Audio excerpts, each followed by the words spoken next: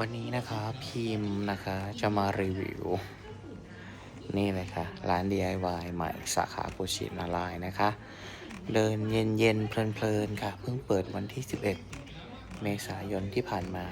รับสงกรานต์นี่เองนะคะอยู่ติดถนนกุชินารายณ์ห้วยพึ่งนะทางไป Global House ก่อนถึง Global House ก็จะแวะข้างซ้ายนะครับทางซ้ายเข้าร้าน Mr. DIY ก่อนของในร้านก็จะมีนี่น้องเหมียวฟืดนะฟืดนะกำแบบมันมือเนาะยุยหน่อยถ้าใครกลัวแบบอะไรยุยยินก็ไม่น่าเล่นนะแต่ถ้าใครชอบก็น้องกระเด้งไปเด้งเด้งเนาะเด้งล้มยังไงเด้งราคาก็หลัก10เนาะเด้ง